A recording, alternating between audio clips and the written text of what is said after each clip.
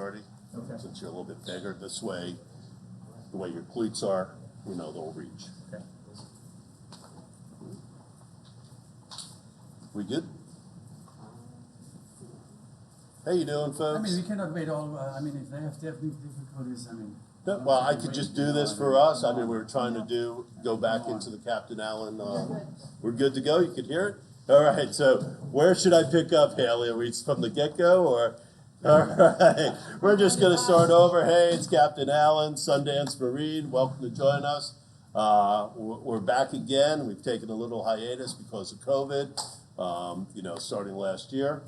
We were talking about lines on your boat, so adequate lines. Most boats are 4 lines. I usually keep them rolled. I keep them nice where I could use them. The benefit to rolling a line is they stay fresh, they stay good, they don't get kinked.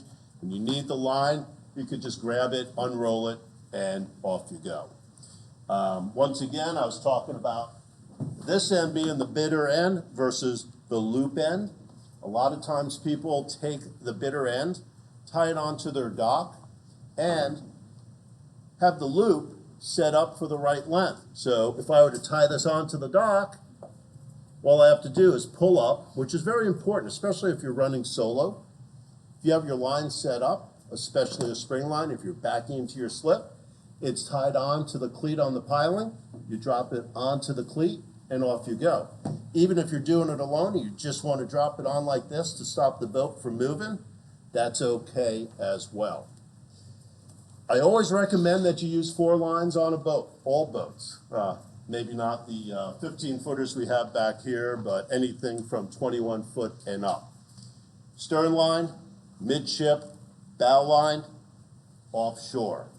The reason for that is, and I cross the lines. This way when the tide changes, your boat will slide up and down with it. If you're putting your boat in a lift, you don't have to worry about this, but when you go to a restaurant, something like that, 3 lines is probably the best way to go. Stern line, bow line, and an offshore. The bow line will keep the bow into the dock. The offshore line, which is the outside cleat on every boat, to your dock is actually what I call the offshore line, and that's in anything that you'll read if you're going for a captain's exam or anything like that. So that outside line actually stops the boat from sliding out on your dock. So that's very important to do. So let's talk about, you keep your boat in the water? Anybody keep their boat in the water? I keep it. Okay. Fort Lauderdale, we have a 2-foot to a 2.5-foot tide swing. If you dock your boat at low tide, you could tie your lines as tight as you want, because the boat's going to rise up, your lines are going to be crossed, and you're going to have slack on it. Your boat will actually move.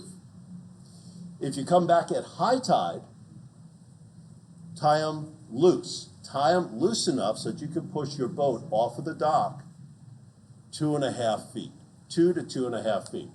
So what does that mean? If I could able to push it off the dock, my boat will also settle down and my lines will be in the right position. Once again, a great idea is to take 4 lines, leave them on your dock. Have 4 additional lines on your boat. This way you could have these set up on your dock already. When you pull up, drop it on the cleat, drop it on the cleat, drop it on the cleat, you're good to go. So pretty important to always be prepared. I roll my lines like this. Like I said originally, you know, we had a little technical difficulty. Some of you might not have heard it, but I try to keep it where, somebody else rolled these for me, where the loop is at the end. So I could take the loop out, I could put on my cleat, and if there's a dock hand going to a gas dock, restaurant, I could toss in the rest. And if I toss this up there, it'll just unravel. A lot of people, you'll see them coming up to the dock, they got a cleat on, it's wrapped up, they throw it, the line goes in the water. You do something like this and give it a little spread and just give it a toss. But just see, boom, it spreads right out and I'm onto the cleat. So that's really a good way to do it. Any questions? Can you illustrate how you do that just like that to look so beautiful? Yeah, so I just take it from the bitter end side. And, you know, it'll take a little bit. You know, I put this down a drop more. I'll just roll it, and those of you, I mean, I don't see any of my people here who I've delivered boats to, but They'll take off their lines and they'll see that, here, just like that. Boom, and it's ready to go. Always ready, all right?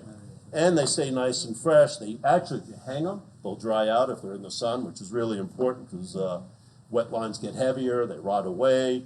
You don't want to leave lines in the water either because the salt water will just destroy these. You know, they'll get really stiff and then you can't use them, you can't do anything with them. You're out buying new lines as it is. So we did have a little technical issue, and let me just touch base once again on this. Offshore line goes to the stern, outside. Stern line, which is also considered a spring line. So when you're backing into your dock, for me, the most important line is the spring line. Spring line could go on either all the way around that cleat or a half hitch like that. Spring line will be onto your dock. Stops your boat from going back. I mean, especially if you're working solo. You're all alone. You don't want your back, your stern going into a seawall, shallow water, anything like that. So for me, this is one of my most important lines. First line to go on, last line to come off. I'll drop every single other line, roll them up. My boat will usually sit there, and last line will be my spring line off of the stern. All right, you could spring it forward, you could spring it back. This is a stern spring line. Midship could be a forward spring line. So that's going to look something like this. So you could do it this way, you could put it all the way through. But if you tie it right to your dock the way it's supposed to be, that will actually hold. It's not going to come off of that cleat, no matter what I do, right? So that's pretty important as well. I usually use a bow line. This particular boat happens to have a center cleat for that bow line, which will work fine. You know, bigger boats, they're spread out more, so I'll have 1, 2, 3, then maybe 2 on the bow, 1 on either side. So it's up to you on how to use it. Something else very important, that this boat I can't really, I guess I could. Let's just say that this is your bow rail. When you set up your line, you don't want to go through that bow rail, because a lot of times when the tide changes, it'll actually pull that bow rail right off of your boat. So you really want to make sure that your lines are nice and organized. Go over the bow rail, so as it changes in the tide, it'll sit there, unless your bow rail is inside of the cleat. Any questions? Anybody? Any questions from the outside, Haley? No? All right. Yes? You said spring forward or spring back. I thought it's spring forward and fall back. Or no? I'm not changing the clock, Scott. Oh, No. So stern spring line will stop you from sliding back. That's it. I want to keep my boat. So a lot of times, you know, I just did a training for somebody, and they had a seawall behind them, all concrete, and it was shallow. I dropped on my stern spring line first to spring the boat forward, to keep it off of that back wall. Let me make sure I'm clear. Good. Then I could use another line here. This would be a forward spring, or I like to call it a midship line. Stops it from sliding out. I mean, if you're docked on a canal, you don't want your boat sliding too far forward because your neighbor's going to call and say, hey, you're blocking me, you got to move your boat back. It's a happy medium to get along with everybody. These are 1/2 inch, 25-foot 1/2 inch, and this will really accommodate anything up to probably 40 foot. Above that, you might want to go to a heavier, longer line.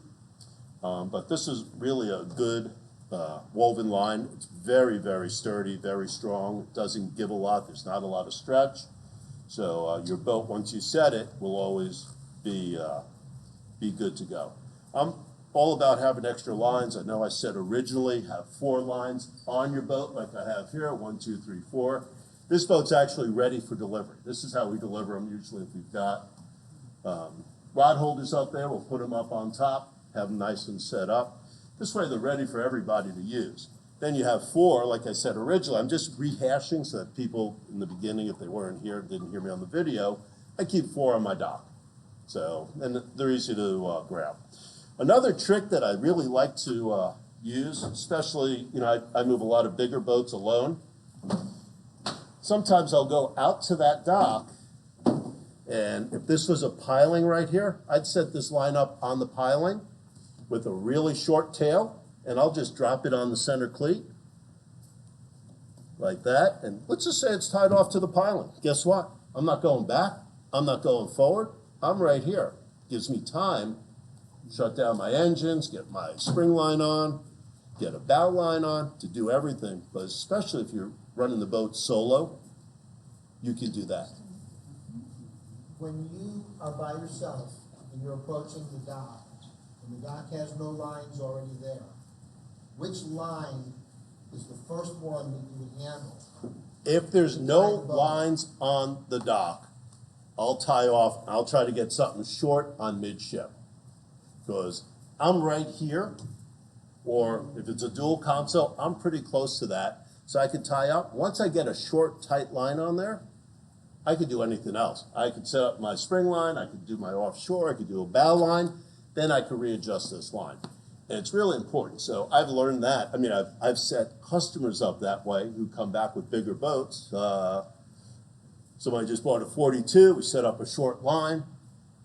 He just clips it on there, and guess what? The boat doesn't move, he could do everything. That's a big boat to have to handle yourself and do the lines and do fenders and everything else. So that's how that works. Any other questions, somebody? Anybody? You said you were gonna crisscross. Yeah, so I'll show you. So the way that these lines would be set would be something like this. This line would come off. I'm just going to drop it down here for the moment.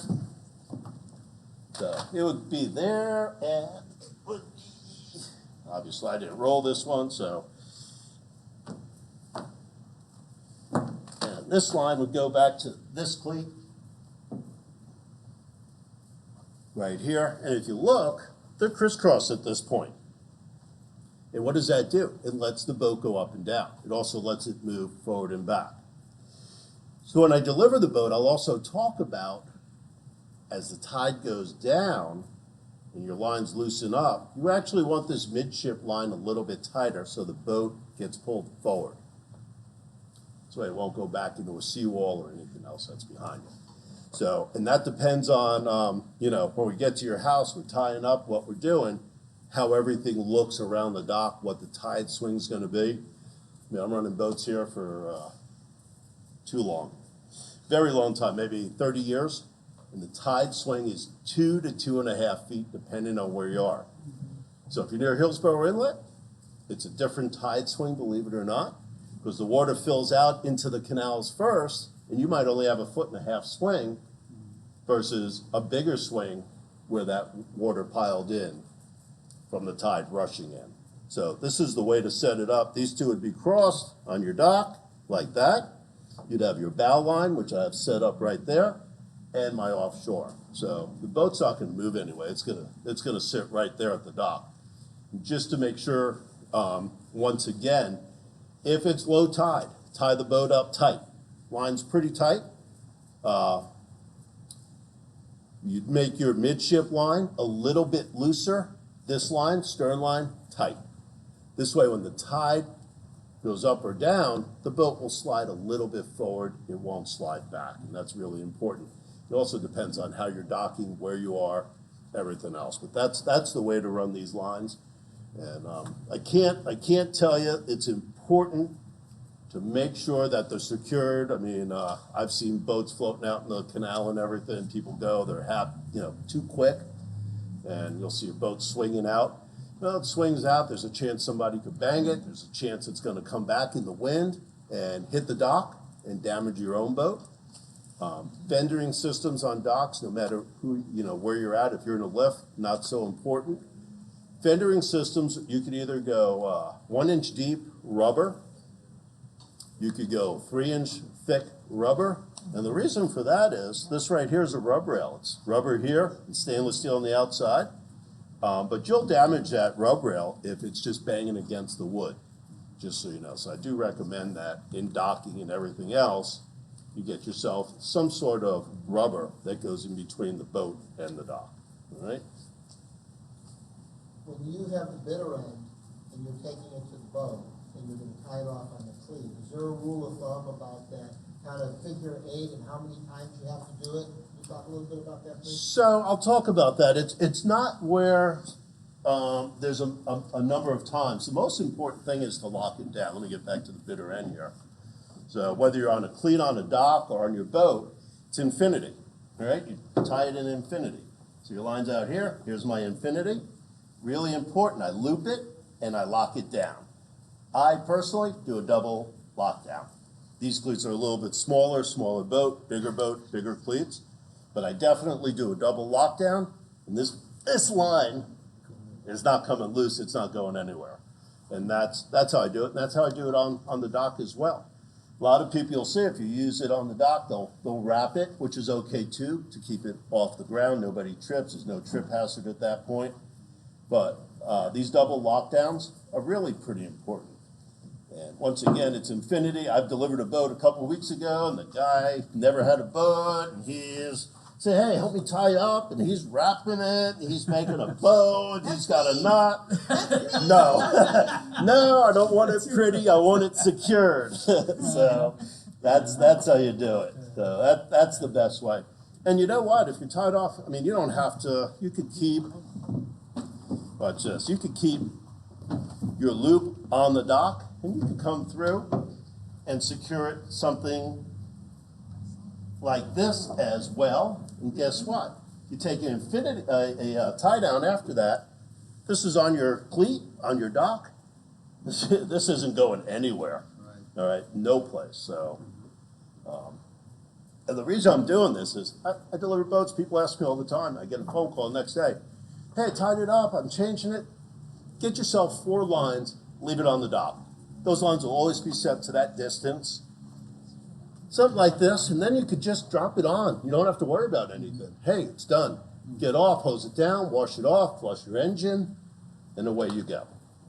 Allan. Yeah. My next door neighbor, and I don't know how it's called, he has this flexible, how's it called, the ones which are hanging over, and he highly recommended it. Is it really necessary? It really depends. They're called whips. They're called whips. Whips, okay. It depends on where you're located. If you're close to the intercoastal or on a main canal, like Middle River, let's say, you're allowed to take 21 footers and zip there and do rafting. You have a lot of weight. So you might want to use a whip to keep the boat off the dock. So it will bang, it'll ding up your rug rail.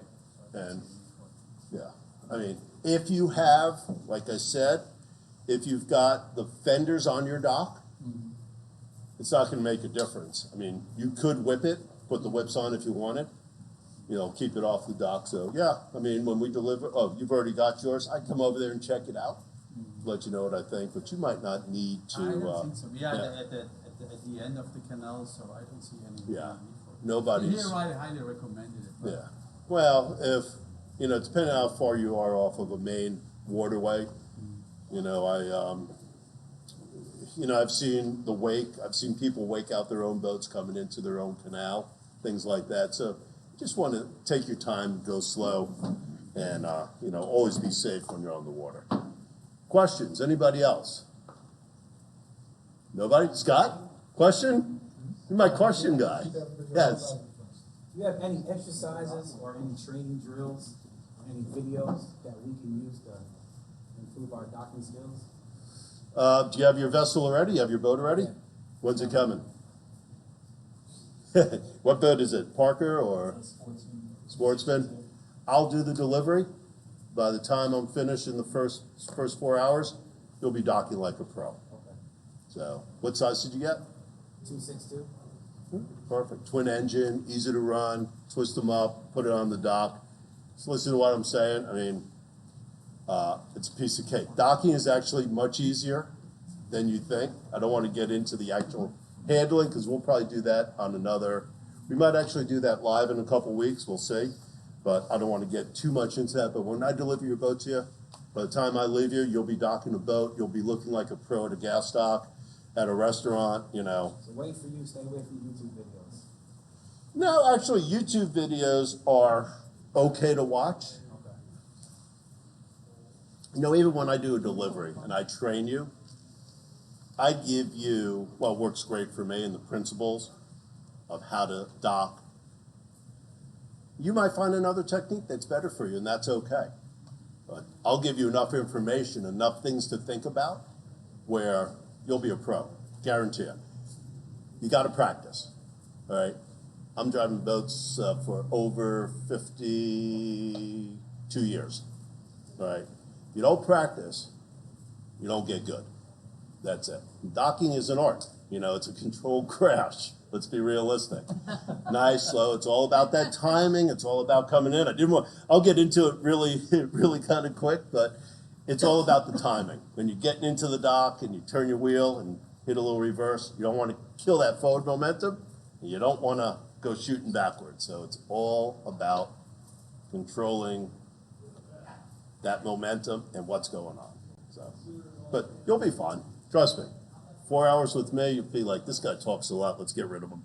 But you'll be a pro.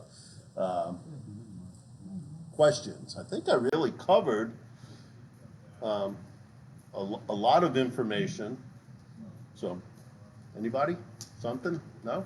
Anything from the outside? Zero? Any watchers? Okay. Well, let's welcome back to the Captain Allan Tricks of the Trade.